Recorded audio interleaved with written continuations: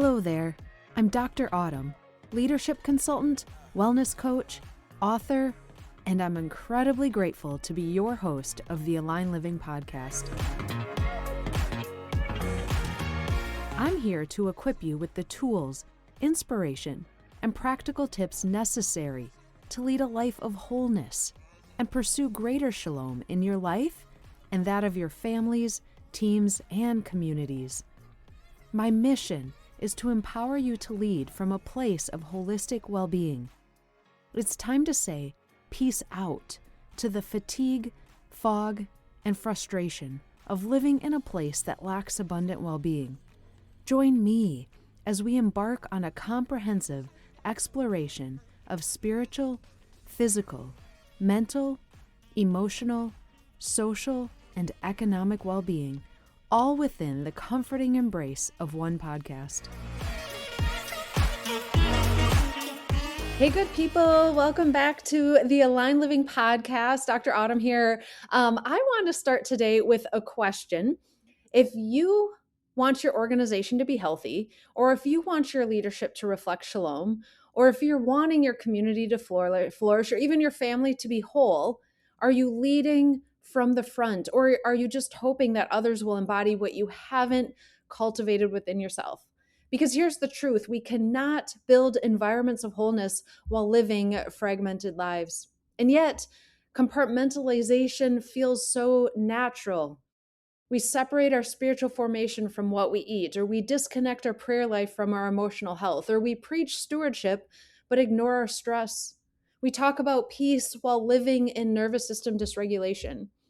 As pastors and nonprofit leaders and parents and culture shapers, it's easy to operate as if these domains exist independently, but they don't.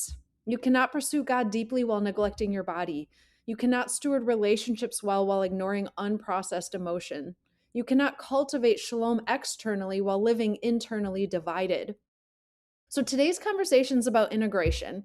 My guest, Joshua Symonette, a dear friend of mine, pastor, nonprofit leader, husband, and father of four, lives at the intersection of vision and responsibility. And what makes this conversation powerful is that Joshua doesn't just talk about mission. He walked his church through emotionally healthy spirituality, and he holds a deep conviction that leadership must be holistic to be sustainable. We're going to talk about rhythms, emotional health, nervous system awareness, family leadership, and why it's essential for leaders to pursue their own shalom if they hope to see it reflected in the spaces they lead. Because alignment isn't just a concept, it's a responsibility. So let's dive in.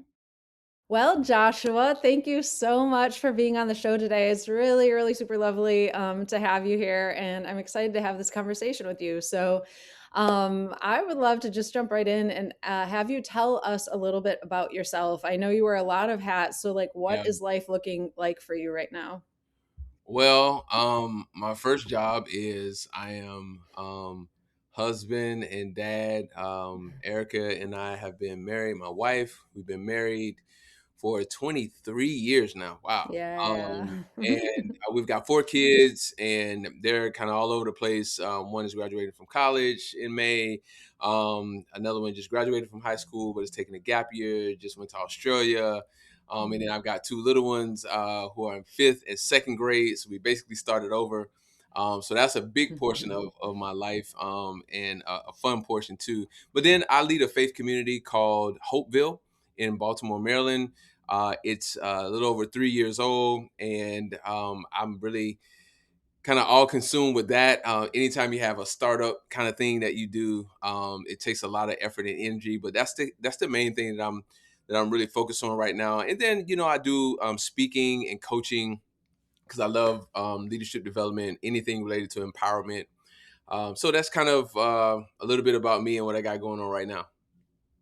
Yeah, for sure. I love that you led with that, because I think a lot of listeners and people, when I talk about aligned living, a lot of folks are like, "Oh, I'm balancing too much," and then their own self care falls on the back burner. It's like, no, I got to put my kids, my family first. And then I got this job where these people are relying on me and whatnot. So I'm really looking forward to diving in on and why, your own wellness has become a priority for you. I remember when we first met and started talking, we had soapboxes for days and how all the different ways that we were thinking outside the box and how to change the world. And it's pouring out, pouring out, pouring out. But you hit a point where you're like, man, if I'm going to keep pouring out and being effective, I really need to be mindful of my own wellness. So I want to ask you, was there a turning point when you became convinced that pursuing your own well-being and alignment was not optional, not just for your impact as a leader, but for your effectiveness in every role that you have? Yeah, I mean, I love the fact that you said that it wasn't an option because it was definitely something that I'm aware of and understand the importance of, especially being, a former professional athlete and, a lot of time invested into mental, emotional, physical, health is super important. But I think a big turning point for me happened June 30th of 2023. And I was, really just kind of at the very very beginning stages of this faith community that I launched in Baltimore called Hopeville, and a lot of like changes I didn't anticipate and things happening that really just exposed me honestly. Mhm. And so on that night, it was a rare night where no one was home. My kids were, I don't know where they were. Erica was out with her friends, and I was home. And then I watched this movie. Again, another rare thing. While I'm just kind of, watching a movie, and there was something that happened in the movie that was very, very emotional and jarring, and really kind of like, you know, one of those moments where you realize like, man, uh, like there is a finite ending to this thing. Like I'm kind of seeing my mortality, so to say, and that's really kind of what the movie was about. And like I didn't just cry, like the dam broke. Like I went to the bathroom, I started like hyperventilating or couldn't catch my breath and like all of this stuff, and it scared me because nothing like that had ever happened to me before, and I didn't realize it until like way after the fact that I had kind of had like a panic attack. But I didn't know what a panic attack was. I had heard people talk about it, but I had never experienced it myself. And I had always wondered like, how do you have a panic attack? Like what is that? And I took a photo. This is crazy, Autumn.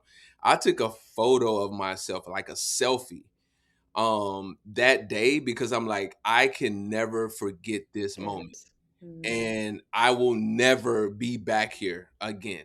So like I Mhm. gotta figure out what happened. And so it just so happened I had a trip the next week to Montana.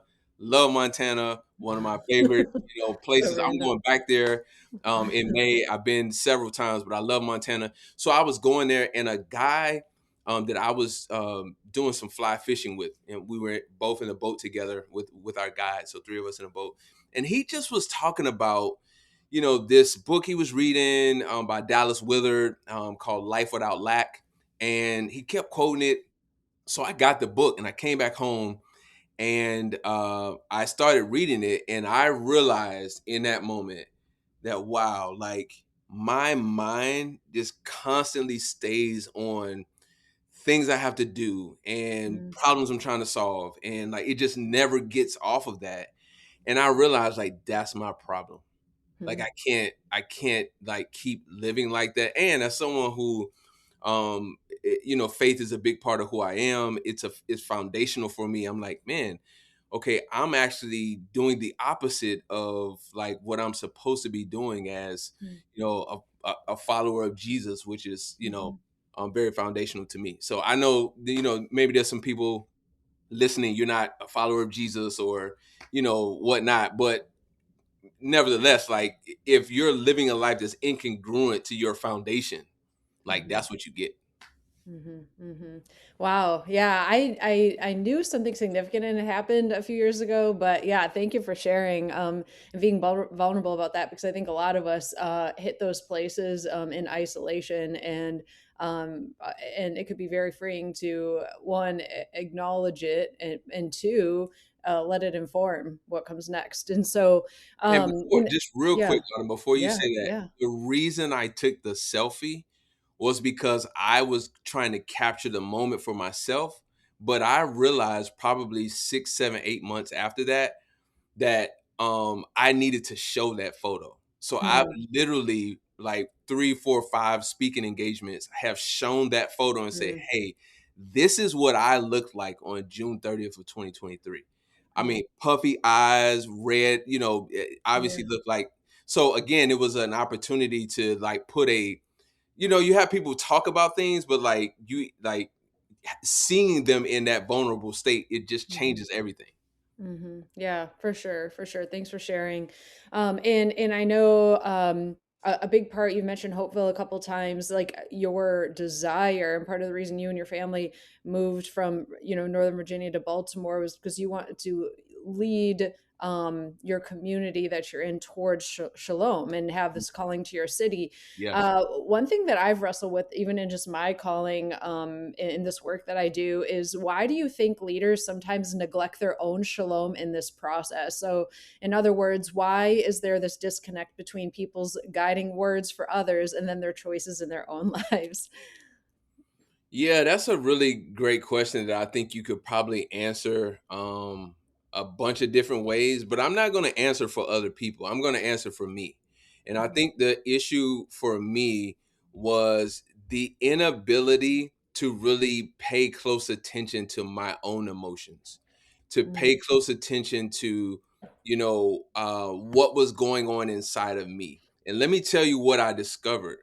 um I, being the introspective thinker that I am, started trying to piece together like, okay, how did I get here, and what about my makeup and my wiring has allowed me to like experience this breakdown? How do I need to be different? And what I realized, I call my dad. And mm, I told my dad, I said, Dad, and I'm really, really close to my dad. Like my dad and I are probably like best friends now. And he's still a very much a coach for me. And I called him, I said, Dad, as great of a job as you have done raising me, the thing that I realized is that you gave me survival skills. You didn't give me thriving skills. hmm. And Interesting. the thriving skills that he didn't give me, and most people ask me like, okay, well, what did your dad say to that? Like, was he offended? Like, no, you don't know my dad. Like, these are the kind of conversations that we have, and we unpacked it. And what I realized is that like he came from a world, did not have a father present in his life, had a lot of death around him. His brother died in front of him when he was like 7 years old. So he's experiencing all of this trauma. His way of surviving is like, hey, you know what? I gotta mentally like put this stuff away. There's no time to cry and do all like I gotta just like pick my world up and keep it moving. That's what he gave me. Son, pick your world up and keep it moving. So I never learned along the way to check in on how I was feeling, check in on like, what's going on. I just kept pushing past, my emotions and my feelings because man, it had like produced a lot of success in my life. It had produced a lot of, great things until, I hit a wall. And so Mhm. again, I think that leaders often neglect themselves or neglect, this shalom for themselves. Like sometimes it's because they don't have proper boundaries. Sometimes it's because like they don't have the skills themselves, which I didn't, Mhm. or they were underdeveloped, or there's a little bit of a I don't know, like superiority complex or the Superman complex. Like I gotta save the day, or it won't get saved. Mm, mm. Yeah, I am so grateful that you mentioned emotions specifically because as I've done a deeper dive into how God created our bodies, emotions are the first stimulus that comes in, and then if you have any past traumas or histories where you've learned to mismanage them or suppress them, then and not deal with them, it's easy just to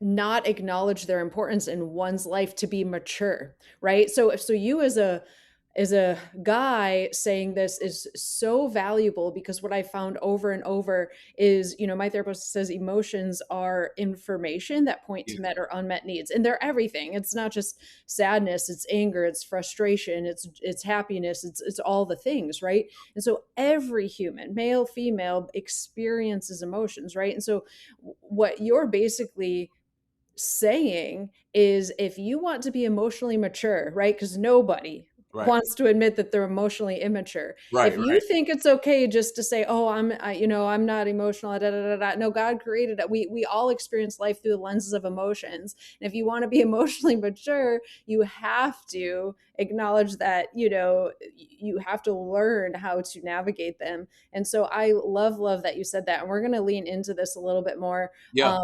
I do want to uh, just because, even though the listeners are coming from different faith backgrounds, they know myself, also a Jesus follower like you. So when I ask this question about spirituality, I want you to lean into your faith Yeah. journey. Yeah. I want Absolutely. to. I want to ask you, like, do you believe that pursuing personal wholeness is a spiritual responsibility for leaders?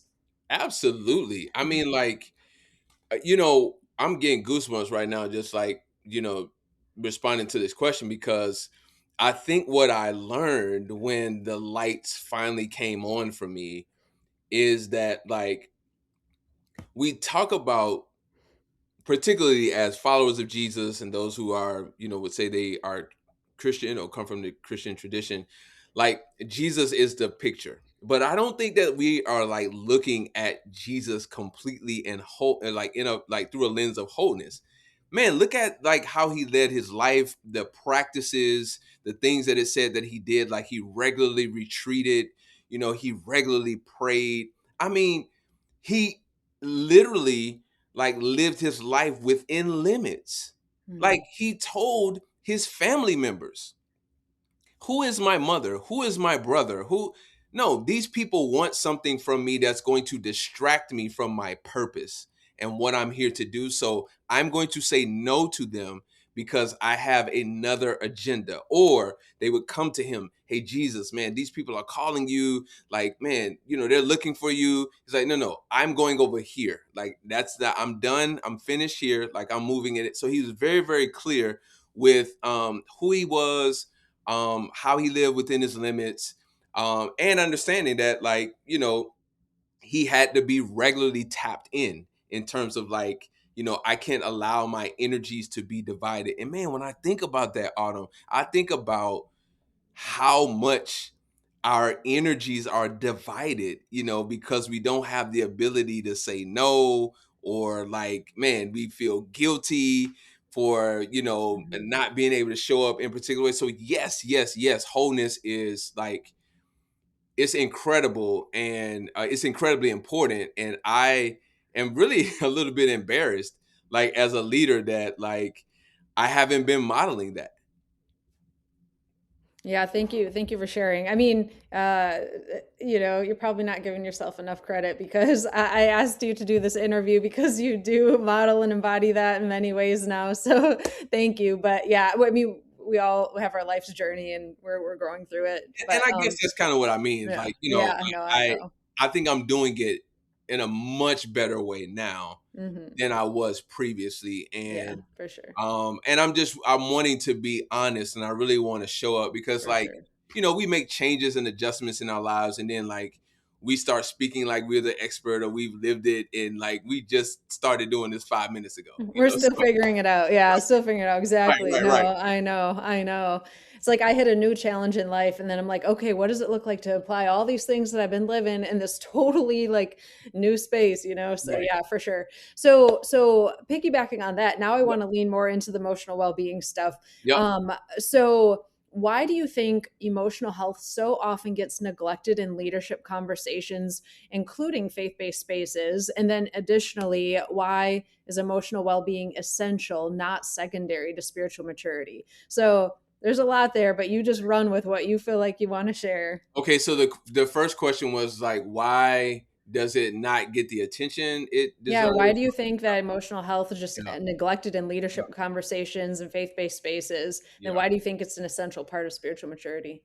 Yeah, well, to the first part of your question, I mean, again, I hate like speaking for other people, or overgeneralizing. I think that like sometimes generalizations do help, but I think like from my perspective, Mhm, I think, emotions can be seen as, messy, and maybe sometimes you seem weak, if you're just mhm, like overly emotional about things, or you're not in control of yourself. Obviously you can definitely be out of control, with how you respond to certain things, or emotionally out of control. But yeah, I just think that particularly for men, there's a kind of these unspoken rules and like ways you're supposed to show up, where like you don't show emotion.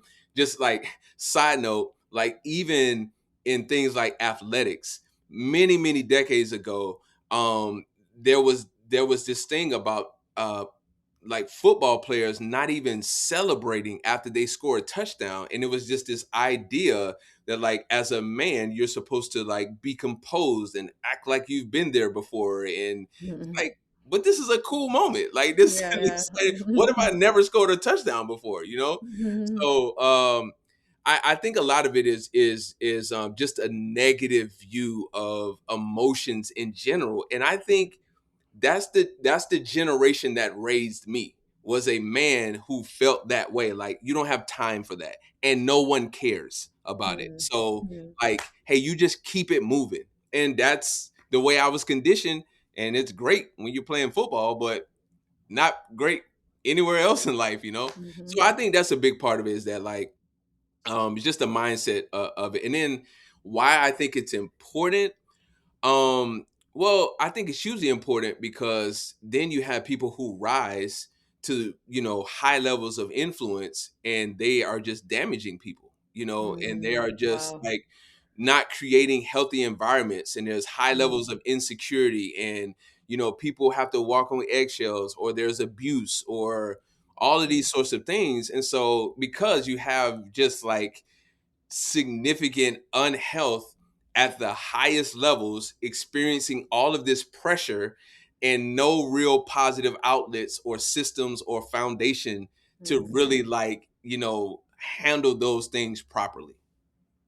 For sure. I would love to have you just keep going on that quick, because like what here's the thing is everyone is experiencing emotions, right? Yeah, And so your option is either acknowledge it and learn how to regulate well right, and then come from a place of health, or you don't and then right. you're dysregulated by them. There's no alternative. But like what you keep saying, and just how people might have been raised, or perspective on emotions, is like when you just neglect that space. One thing super powerful you said is the other areas in your life will be impacted. Yeah. Oh yeah. Your physical health will be impacted, how you parent your kids will be impacted, your romantic relationships will be impacted, your relationship with your family, your friend, everything, how you handle finances. Like, this is the deep conviction that you and I speak from Yeah. about this, because if you don't acknowledge this, it will show up in every way, including, like you said, in your leadership. So, okay, you have been taking um, your church through this, just understanding what emotional health, healthy spirituality is, and just leaning into this question a little bit more. What have been some of the biggest, would you say, transformations or aha moments, or maybe where there's disconnects where people have made connections? I would just love for you to speak Yeah. into I don't even have a specific question for you. I just want you to Yeah. lean into this a little bit more. I think the easiest way that I can help anyone wherever you are, like in life, on your spiritual journey, follower of Jesus or not, it's just simply this, because this kind of touches everything. There's such a high level focus on activity and producing.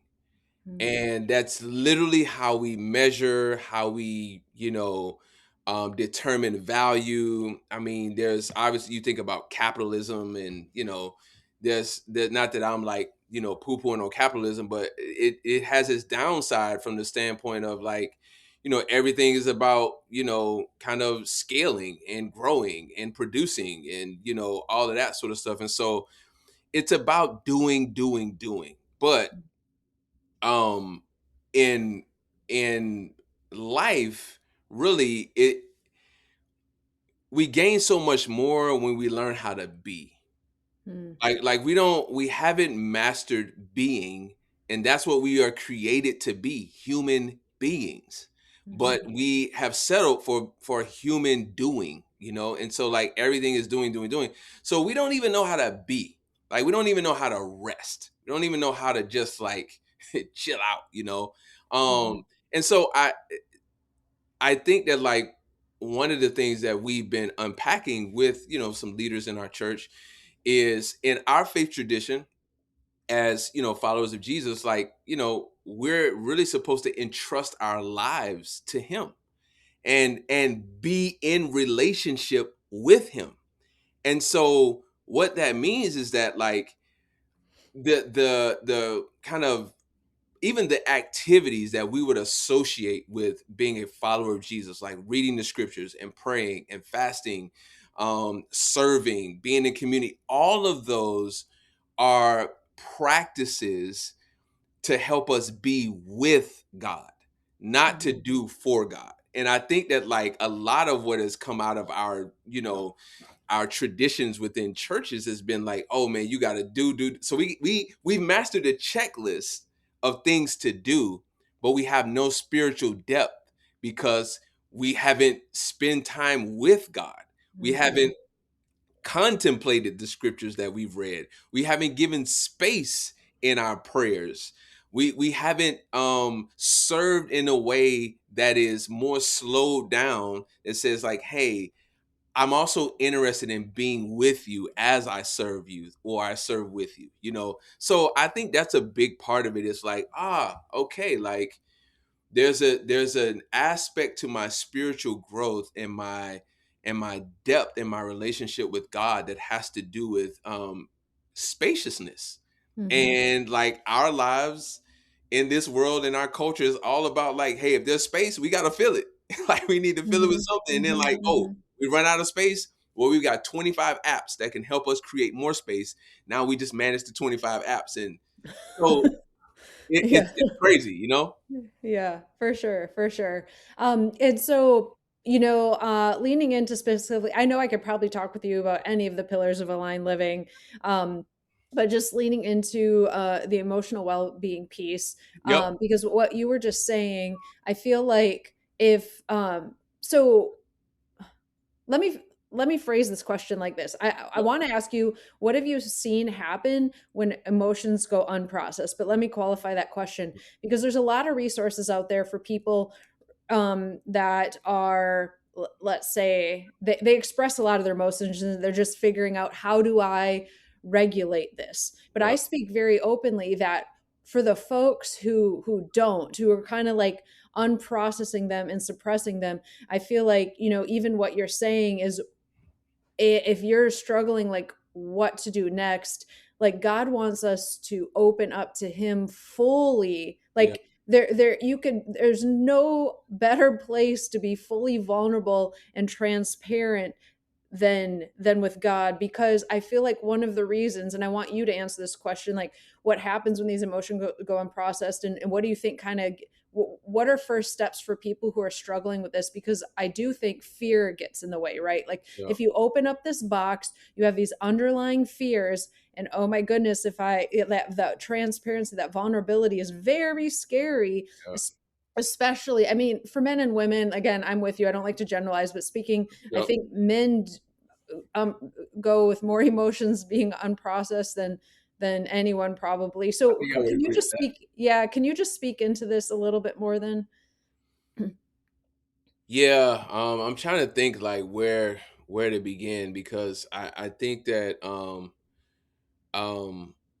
okay, here's what I see, because one of the things that you said is like, man, emotions like being suppressed or being unprocessed, and then like maybe there's fear of like, if I share those things. But I think part of like one of our number one issues is we just don't have intimate relationships. Like we Mm, don't even know like how to have, close relationships with mm, people who would love us just for us. Like mm, so many of our Man, I think if we really took, and this is maybe kind of a slight detour to answer your question, but I think if we really took inventory of who we say our friends are, what is mm, the connecting point?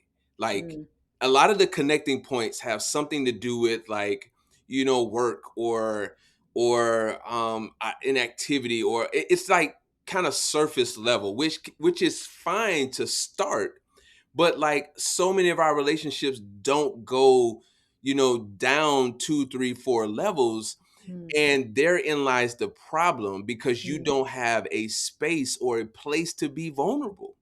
You don't yeah. have community. So Mm, this is what Jesus said.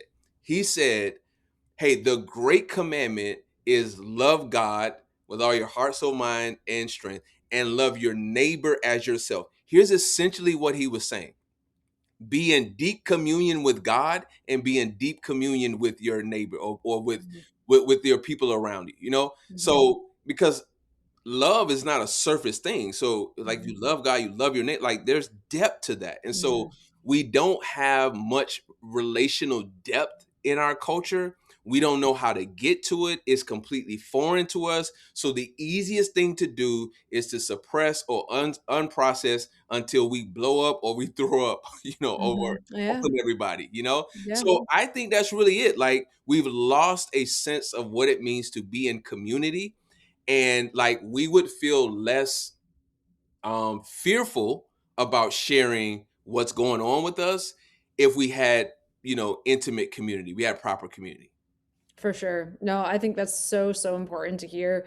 I remember listening to a sermon. It was talking about the different levels of friendship, and you have acquaintances that there isn't that much depth to, but then I think a lot of people, like you said, form friendships around like a circumstance in their life, but very few people, and statistically, men even less, have those deep friendships where they do feel safe to be vulnerable and open up. And so that's a really good challenge for everyone listening. So when you don't have rhythms or practices to Yep. support your aligned living, people often go into spaces of feeling overwhelmed or stretched thin. Or even if you do have practices, like you and I both have practices, but sometimes life just a lot hits you at once. So Yep. when you feel overwhelmed or stretched thin, what does recalibration look like for you specifically? Well, there's a few things, but I'll throw out at least a very practical thing that I think everyone can do, that might not seem very exciting or like, oh yeah, but like I think if we just literally took walks, like, I mean, and you can do your walk, and this is what I do. Like I do walks, a lot, not as much in the winter because I'm not really cool with that, but when the weather is pretty good, I will find a way to take walks. I always try to listen to um some music or some sounds with no lyrics. Now you can do whatever you want, but I like to think and I like to have space to process, Mhm, so the lyrics would distract me and not allow that space for me. But mhm, I think walking, like that's a really big one for me. Every single morning, I give myself 20 minutes of silence and solitude where mhm, again, I have a guy that I listen to named William Augusto. He has like 20 volumes. It's called Soaking in His Presence, and it's just such beautiful music, no lyrics, night sounds, chimes, those sort of things that just kind of put me in a space where this is how I start my day. I kind of like give mhm, my body and my mind, a deep breath.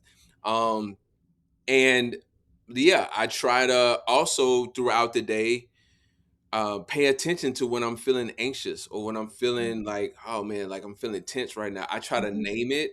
I try to like take deep breaths and I pray. I say, hey, God, I'm just feeling really like frustrated right now, or Mhm. anxious about this thing, and that helps me. So those are like some really simple practices: Mhm. walking, starting the day with silence and solitude. It took me a while to get up to 20 minutes, so anyone who Mhm. wants to like try that, like, I started with 2 minutes and I was struggling. Sure. So it took me a while to build up to that, and then yeah, just really trying to like really pay attention to to how I'm feeling.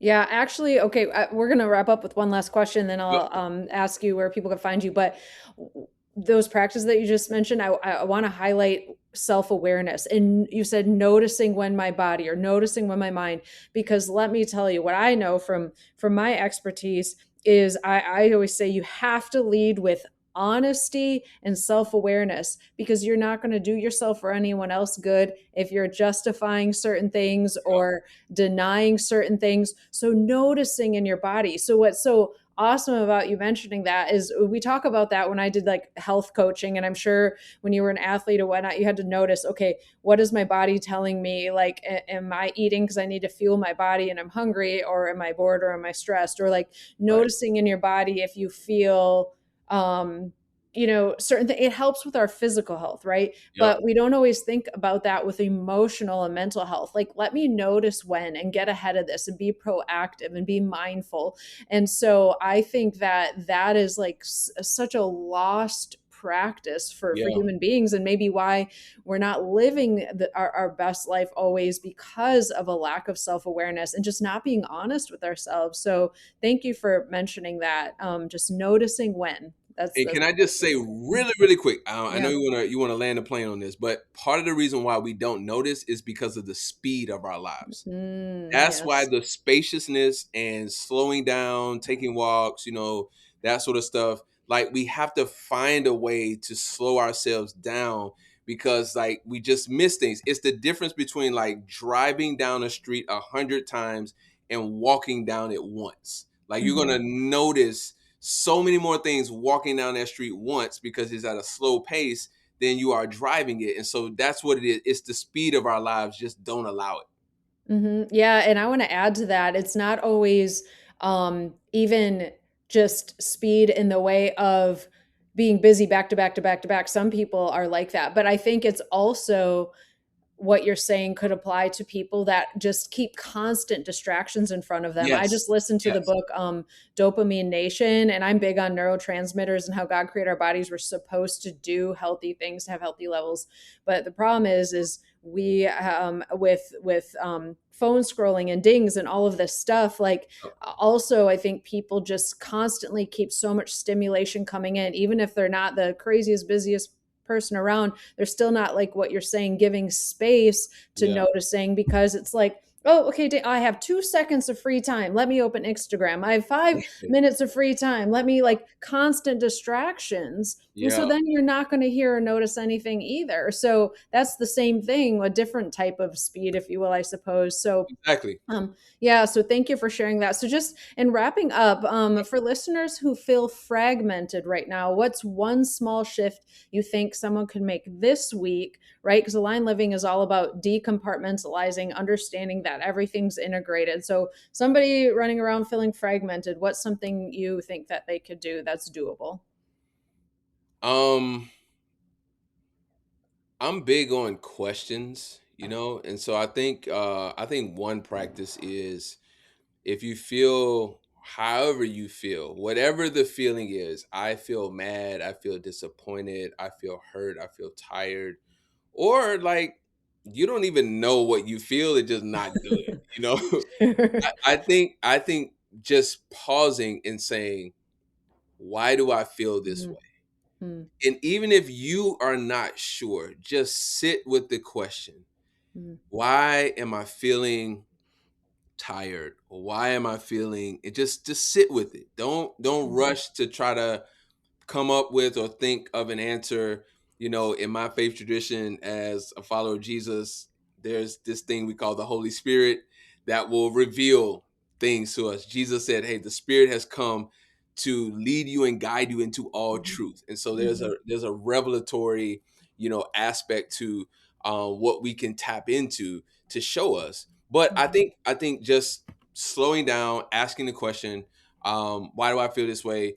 That could be a journal prompt for some people. That could be a question you just take on a walk with you, or something you just sit with. I think that's a big one, because I think we have to, if we don't, like you said earlier, if we don't like try to build the self-awareness muscle, then we'll just add another activity to like what we're trying to do. So it's like, oh man, I feel this Mhm. way, so let me just go on a walk. But like, Mhm. you're not like really digging underneath to figure out like, why do you feel it? So you're not working or developing the self-awareness muscle. You just added another activity. So I think asking questions is a really big one. Okay, I love that you said that. That was so unexpected. But let me tell you, I feel like our culture and even how we raise our kids in our society, we suppress the gift of asking good questions. For sure. When I wrote my book, The Playground Leader, and thinking about what characteristics do we want to still, and you being a father of four and me being a mother of two, like we know that when our kids are rambling off questions, it could be annoying sometimes. But in my book, one of the things I wanted to talk about, we want to highlight and encourage in our kids is being inquisitive Yeah. and inquiring. And so, we start to stifle that in our children. And then, even as adults, even in relationships with other people, when people start asking questions, we get irritated, much less we don't pause enough to ask ourselves important essential questions to even have the self-awareness for growth. I love that you ended there. That is really, really good. So that's the challenge for all the listeners, is the next time you're hit with something like uncomfortable or bothersome, or you're wondering what's going on or why you're feeling some type of way, just ask yourself why. So but thank you for so much for spending some time with us, Joshua. Where can people find you? You mentioned you do some different, I know Hopeville's up in Baltimore, but I know you have some different other projects and things that you're working on. Like, where would people find you? Where do you want to send people to look at? Yeah, I'm not really great, I think, at the self promotion stuff. I don't have a website yet. Like, I'm working on it because I want to do more speaking and more, create more opportunities to engage with people outside of Baltimore and outside of my faith community. But the best place to find me is just Instagram. J as in Joshua, M as in Michael, Symonette, Symonette is my Instagram. So at JM Symonette on Instagram is probably the best way to track, with me. And you'll reach out as well if you have something you want to ask, or you got a resource or whatever. Yeah, for sure, for sure. Maybe you need to start like doing a group on for men who are suppressing their emotions. Hey, maybe I don't I'm know. just kidding. There's probably a market there for sure.